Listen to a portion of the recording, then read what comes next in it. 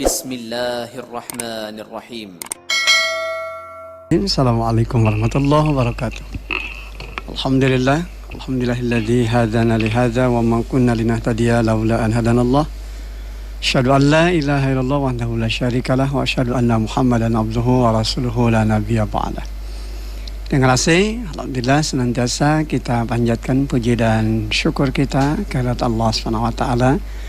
Di kesempatan pagi hari ini, hari Ahad tanggal 16 Mei 2021 Miladiah, bertepatan dengan 4 Syawal 1442 Hijrah. Alhamdulillah masih dalam suasana Idul Fitri. Saya sampaikan taqabbalallahu minna wa minkum. Semoga Allah Subhanahu wa taala menerima amal ibadah dan ibadah kita semua. Dan tentu saja Ramadan yang baru saja meninggalkan kita dengan segala kesan, dengan segala kenangan itu betul-betul bisa menguatkan langkah hidup dan kehidupan kita makin teratur, makin termanage. Terutama tentu saja bagaimana semangat ruh dari nafas Ramadan ini betul-betul bisa kita jaga, kita rawat dan kita pelihara. Dengan kasih berakhirnya Ramadan tentu bukan berarti berakhirnya kita dari proses meningkatkan kualitas ibadah dan amal soleh. Justru sesungguhnya ketika kita sudah meninggalkan Ramadan, kualitas ibadah, kualitas amal soleh harus makin terus ditingkatkan, bahkan melangkah dan berlanjut pada agenda berikut, yakni bagaimana menjaga dan mempertahankan kebiasaan-kebiasaan baik yang sudah tertanam kuat di sepanjang Ramadan. Ada PR kita yang tentu saja harus betul-betul kita tuntaskan pasca kita menjalankan amaliyah saum Ramadan. yakni bagaimana melanjutkan program-program kehidupan kita dengan membawa ruh dan nafas Ramadan di dalam kehidupan kita, yang tentu saja ini harus bisa menjadi spirit, harus bisa menjadi energi positif di dalam kehidupan kita. Apa yang sudah kita bangun di sepanjang Ramadan sesungguhnya juga merupakan bagian dari penguatan yang harus bisa membangun kembali jiwa kita makin dekat kepada Allah Subhanahu wa taala. Bagaimana kita melewati tugas-tugas mulia pasca Ramadan ditandai ketika menjaga dan mempertahankan kebiasaan-kebiasaan baik yang sudah tertanam kuat di sepanjang Ramadan. Tatkala kita sudah terbiasa dengan agenda bangun pagi, maka tentu saja jangan sampai ini terlewatkan. Jangan sampai kata orang Priangan setelah melewati Ramadan jadi subrang ya Mas Wahyu, jadi subuh jadi kaburangan. Karena ternyata dengan Ramadan itu seharusnya kita makin memantapkan langkah kita untuk bisa bangun lebih awal dan menyiapkan kekuatan fisik kita untuk bisa menjadi jalan pengabdian diri kepada Allah Subhanahu wa taala. Lewat agenda qiyamul lail atau tahajud, demikian juga tentu semangat tilawah Al-Qur'an dari tadarus Al-Qur'an yang harus kita lanjutkan setelah kita meninggalkan Ramadan. Dan kebiasaan-kebiasaan seperti itu tentu saja akan memberikan ruh nafas kehidupan kita makin baik dari waktu ke waktu. Al-Quran mengisyaratkan faidza faragta fansab wa ila rabbika farghab. Maka apabila engkau telah selesai dari suatu urusan, tetaplah bekerja keras untuk urusan yang lain dan hanya kepada Tuhanmu lah engkau berharap. Kita memang telah tuntas menunaikan amaliyah saum Ramadan. Tapi tentu sekali lagi tidak berarti bahwa berakhirnya Ramadan menjadikan kita berhenti dari upaya untuk melakukan peningkatan kualitas ibadah dan amal soleh kita kepada Allah Subhanahu wa taala. Karena sesungguhnya setelah Ramadan ini kadar kualitas ibadah dan amal soleh ini harus semakin ditingkatkan, terus melangkah dan berlanjut pada upaya-upaya yang selama Ramadan ini betul-betul bisa kita jaga, bisa kita rawat dan kita pelihara. Paling tidak ada beberapa hal penting yang bisa kita jadikan sebagai bahan koreksi, bahan evaluasi. Bagaimana menghadirkan Ramadan yang sudah berlalu dalam kehidupan kita betul-betul terjaga ruh dan nafas perjuangannya. Yang pertama tentu saja kita senantiasa diingatkan kembali untuk menjaga kesabaran kita. Sabar dalam ketaatan, demikian juga sabar saat ketika kita harus menghindari berbagai bentuk perbuatan dosa, kejahatan, dan kemaksiatan lainnya. Sabar dalam makna ketaatan tentu saja mengandung arti bagaimana kita harus terus berjuang berada pada nilai-nilai kebaikan. Ketika kita terbangun di awal waktu untuk melaksanakan sahur, kemudian dilanjutkan dengan sholat berjamaah, dilanjutkan dengan tadarus Al-Quran, dan hal-hal positif lain yang tentu saja akan menjadi penguatan bagi kualitas ibadah amal soleh kita. Maka ini juga tentu butuh kesabaran, kan, untuk bisa tetap konsisten dan konsekuen menjaga sholat ini kan bukan perkara yang mudah. Tapi dengan senantiasa membangun ketaatan kepada Allah, dilewati semua itu, dan inilah bagian dari kesabaran kita di dalam menjaga ketaatan kita kepada Allah Subhanahu wa taala. Demikian pula halnya pendengar AC, sabar ketika kita harus berupaya menghindarkan dosa dan kejahatan serta kemaksiatan lainnya. Ini butuh energi ya gitu, butuh penguatan dalam diri kita. Tidak mudah begitu ya untuk berhindar dari perkara-perkara dosa itu. Kadangkala juga justru setelah Ramadan banyak godaan, banyak tantangan yang kadangkala juga dilihat dari aspek temperatur emosi ini kadangkala justru muncul gitu kan. Jadi bagaimana kita tetap menjaga lisan kita, tetap menjaga agar jangan sampai kita ini terbawa arus dalam emosi yang tidak terkendali, yang kemudian justru hanya merusak pribadi kita dan tentu saja akan menjadi awal bagi kehancuran hidup dan kehidupan kita. Karena itu hal yang kedua yang juga tentu perlu kita jaga adalah bagaimana pengendalian diri kita dari emosi atau dari amarah. Kalau kita melewati bentangan masa dari waktu yang kita hadapi dalam hidup ini, memang di dalam kehidupan kita ini seringkali kita juga tidak selamanya menemukan hal yang indah. Ya, ada kalanya kita juga menemukan hal-hal yang tidak menyenangkan di dalam kehidupan kita. Bagaimana mensikapinya, gitu kan? Ketika kita juga harus bisa mengendalikan diri kita, mengendalikan emosi kita, amarah kita. Ya, di saat ketika kita juga sebetulnya bisa melakukan tindakan-tindakan keburukan yang sama, tapi kemudian kita tidak melakukan itu, maka tentu inilah bagian dari esensi tingkat keberhasilan Ramadan yang kita bangun dalam kehidupan kita. Sebab memang kalau kita kembali kepada apa yang diingatkan baginda Rasulullah SAW, betapa banyak mereka yang saum, tapi kemudian nilai saum mereka tidak lebih dari sekedar menahan lapar dan dahaga. Ini yang tentu harus kita jadikan sebagai pelajaran, bahan koreksi, bahan evaluasi. Hendaknya kita merasa khawatir begitu kan, kalau kemudian apa yang kita lakukan ini justru tidak berbuah di dalam kehidupan kita. Kita sudah melewati bentangan waktu di kesempatan Ramadan yang baru saja pergi meninggalkan kita, dengan pengendalian diri kita, dari pola makan kita, demikian juga pola tidur kita, pembiasaan diri kita dengan hal-hal yang baik, demikian juga tentu saja mengendalikan emosi kita, mengendalikan amarah kita. Di saat kita bisa marah, namun kita bisa kendalikan. Maka inilah bagian dari buah Ramadan yang harus senantiasa kita bawa di sepanjang kehidupan kita di 11 bulan ke depan, dan ketika kita nanti ditakdirkan kembali bersua dengan Ramadan yang akan datang. Bahkan tentu harus bisa menjadi penguatan di dalam kehidupan kita.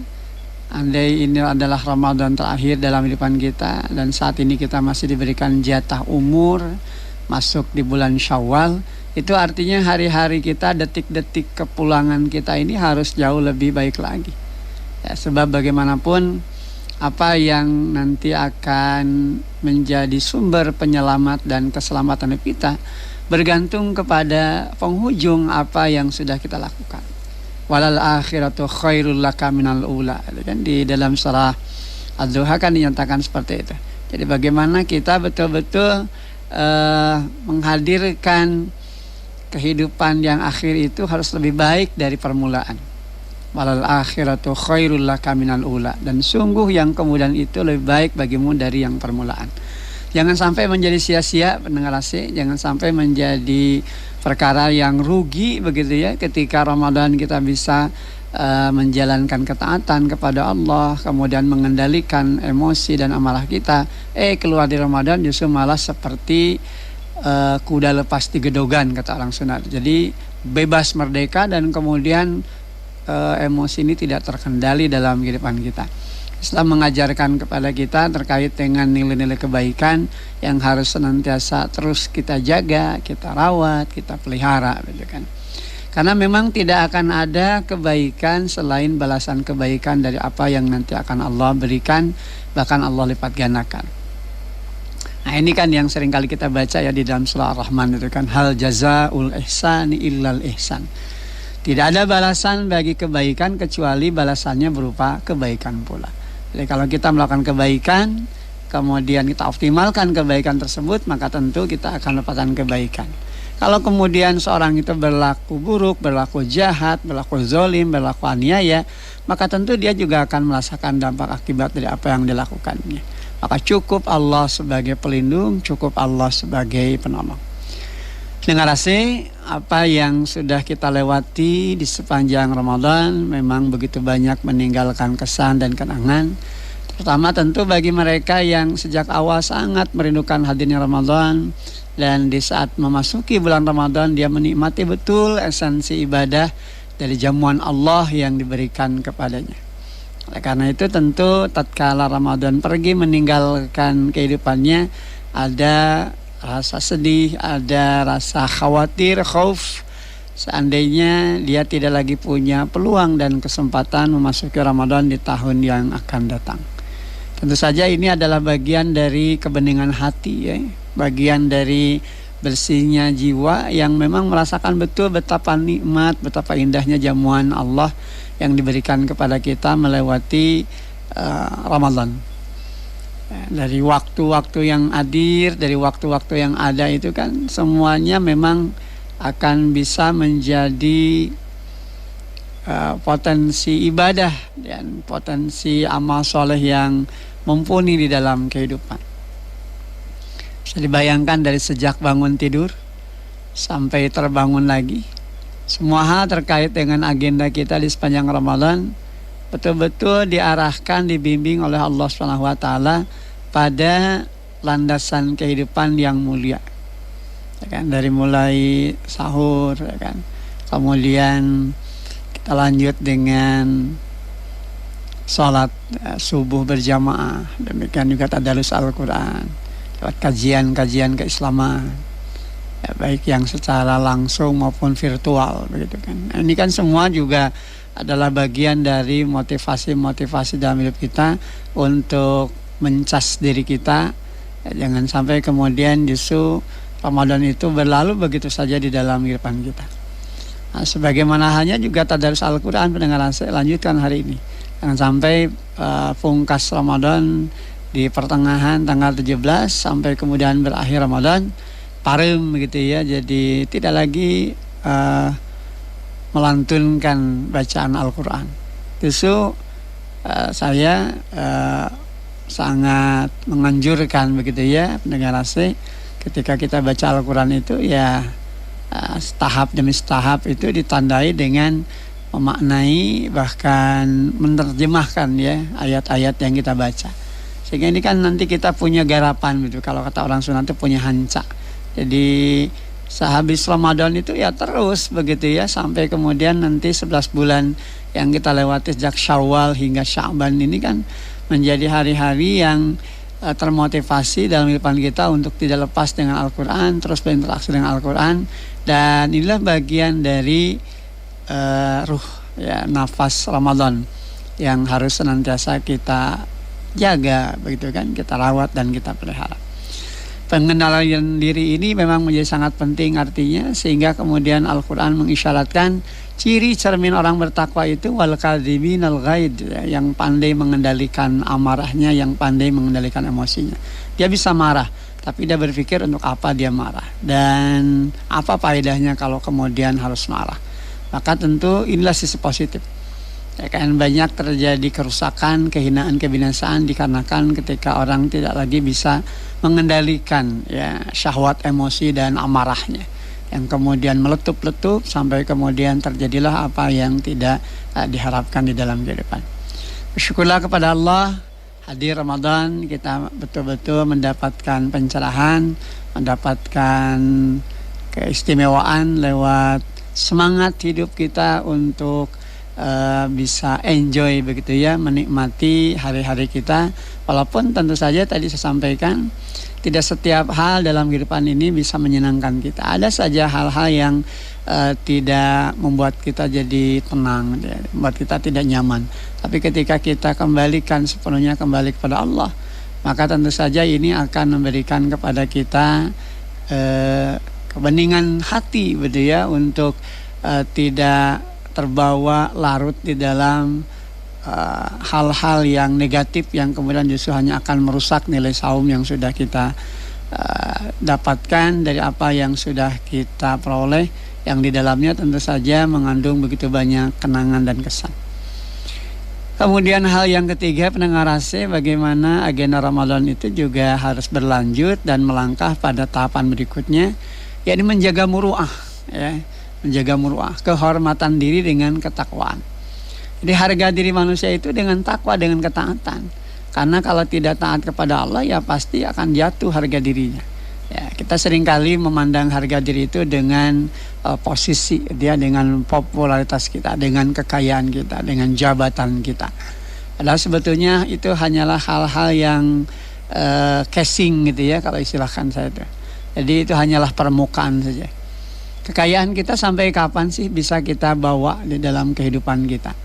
Ya kan, apalagi kalau kemudian kekayaan itu tidak kita jadikan sebagai sarana ibadah kepada Allah, tidak kita jadikan sebagai lahan bagi kita untuk berinfak dan bersedekah, maka hilang begitu ya peluang kesempatan harta itu menjadi jalan kemaslahatan dalam hidup dan kehidupan kita. Betapa banyak orang yang menumpuk-numpuk harta, bangga dengan harta, menghitung-hitungnya, bahkan kemudian berseloroh dengan bercerita kepada orang lain tentang kekayaannya, banyaknya harta yang dimiliki. Tapi kan itu tidak berguna ketika dia mati, tidak dibawa gitu kan. Coba yang dibawa apa ya, hanya 3 lembar kain kafan yang kemudian itu pun nanti akan hancur. Kapas begitu ya, kapur barus, kemudian minyak wangi, ya sudah seperti itu.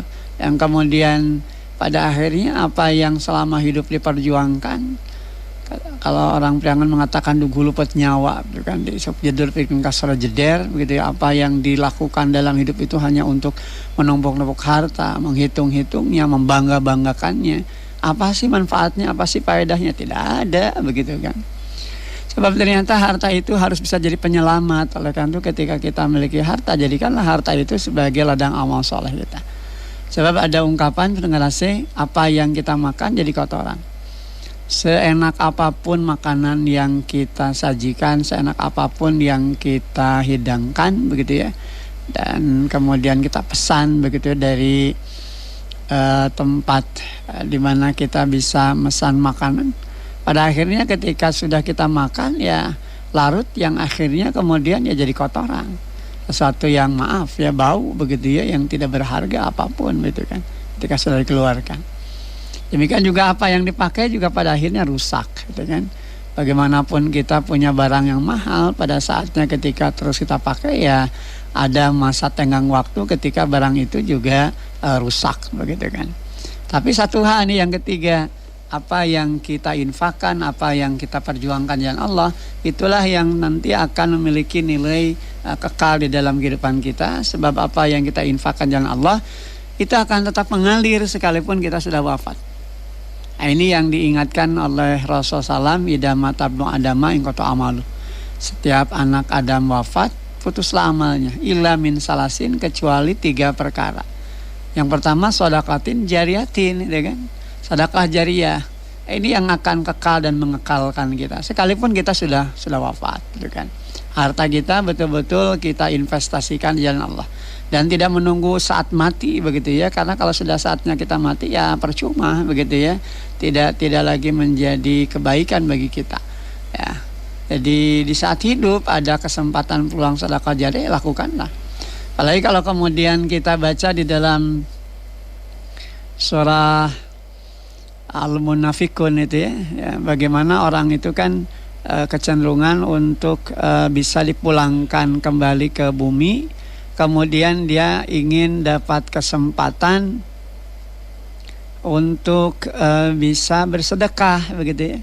Nah, juga tidak lagi berguna begitu ya. Jadi kalau orang sudah wafat, kalau sudah meninggal itu, pada akhirnya yang dia minta adalah diberikan tenggang waktu oleh Allah ya, untuk ditunda sementara waktu kematiannya agar dia bisa bersedekah. Makanya ketika kita ingin berinfak, bersedekah, ya lakukanlah ketika kita masih hidup, itu bukan ketika sudah mati. Kalau sudah mati ya sudah tidak berguna lagi begitu. Kenapa? Sebab kesempatan pulang itu sudah tertutup adanya begitu kan. Di saat hidup upayakan optimalkan itu. Nah, coba kalau kita lihat dalam surah Al-Munafikun di ayat ke-10 ya, wa anfiqu mimma razaqnakum min qabli ayyatiya ahadakumul maut fayaqula rabbi laula akhartani ila ajalin qarib fa asaddaqa wa akum minas salihin. Dan infakkanlah sebagian dari apa yang telah kami berikan kepadamu sebelum kematian datang kepada salah seorang di antara kamu. Lalu dia berkata dengan penuh penyesalan, ya Tuhanku, sekiranya engkau berkenan menunda kematianku sedikit waktu lagi, maka aku dapat bersedekah dan aku akan termasuk orang-orang yang saleh.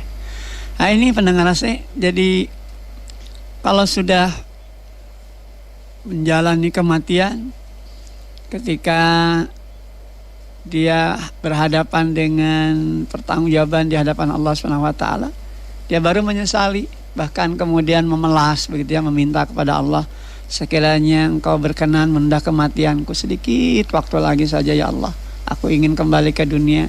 Apa yang ingin dilakukan? Aku ingin bersedekah gitu kan. Aku ingin termasuk orang-orang yang soleh. Tapi itu menjadi perkara yang sudah tidak lagi mungkin dilakukan. Kenapa? Karena kematian itu kalau sudah terjadi, ya inilah bagian dari perkara di mana seorang tidak lagi bisa menahannya ya, tidak akan bisa ada yang menunda kematian. Wala yuakhirallahu nafsan idza jaa ajaluha gitu kan, wallahu khabirum bima ta'malun. Dan Allah tidak akan menunda kematian seorang apabila waktu kematiannya telah datang, dan Allah Maha teliti atas apa yang kamu kerjakan. Ini perkara pertama yang tentu saja harus kita pertahankan, kita jaga, bagaimana di saat hiduplah kita punya peluang kesempatan untuk berinfak dan bersedekah.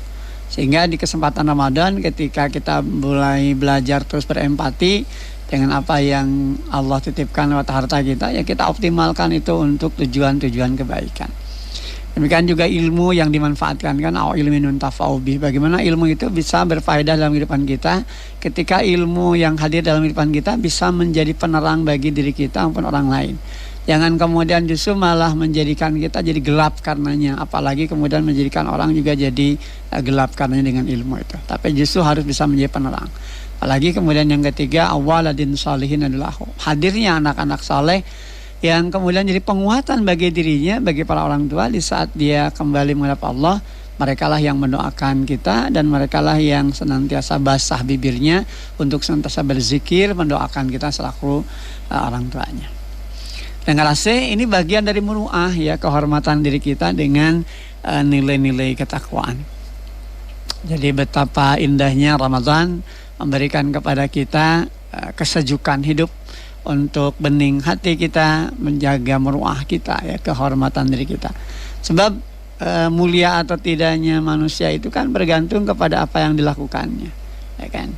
Jadi kalaupun toh seseorang itu mendapatkan keburukan kemudian dia tidak membalasnya, insya Allah itu tidak akan menjadi kehinaan bagi dia, malah dia akan makin mulia dalam pandangan Allah SWT. Bahkan digugurkan dosa-dosanya, berkurang begitu ya kesalahan-kesalahannya, dan kemudian justru kerugian bagi mereka yang cenderung justru melakukan tindakan-tindakan yang berbau kezoliman gitu ya, dan kemudian menjadikan orang lain menjadi sasaran kezolimannya.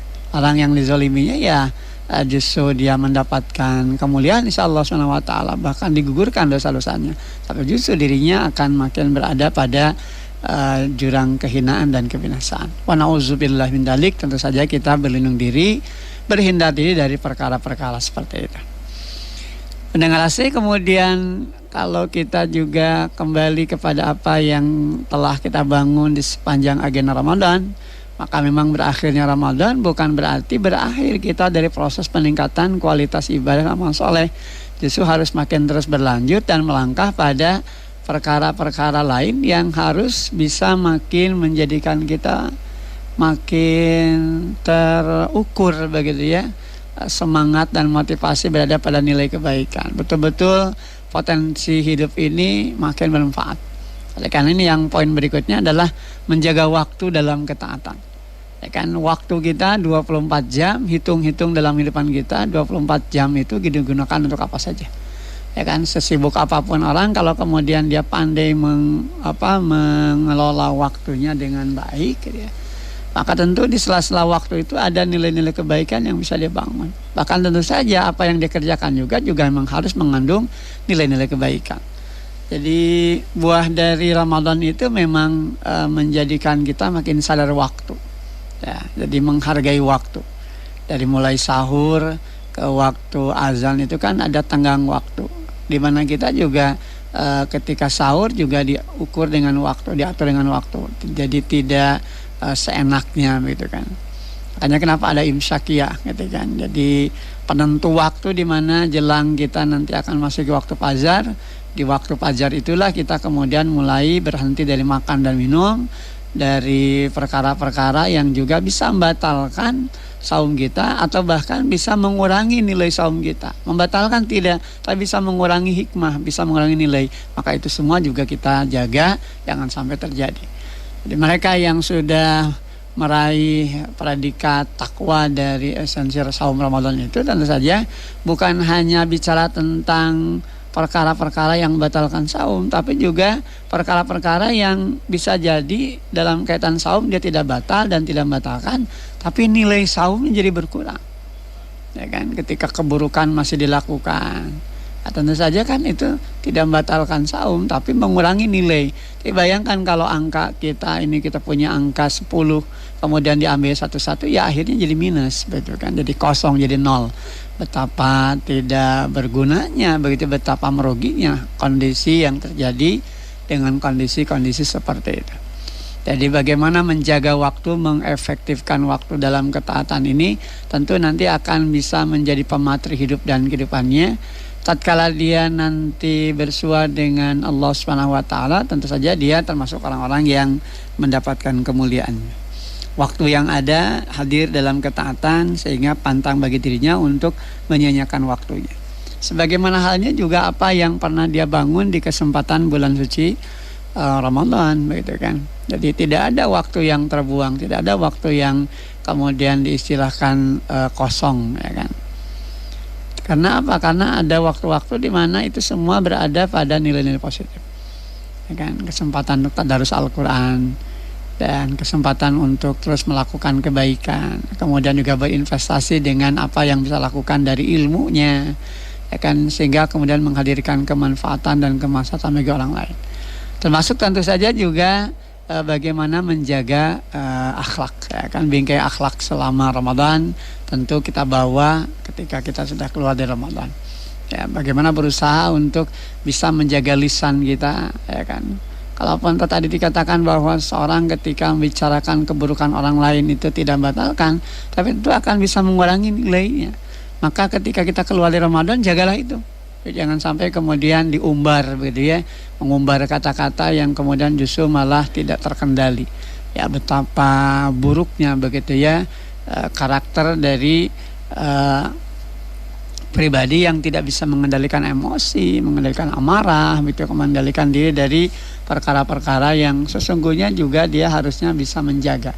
Kenapa? Karena esensi Ramadan bukan sekedar menahan lapar dan dahaga. Ini yang dikhawatirkan Rasul, ya, betapa banyak di antara umatku yang saum Ramadan gitu. Namun kemudian tidak lebih apa yang dijalankan dari saumnya itu hanya sekedar menahan lapar. Alhamdulillah.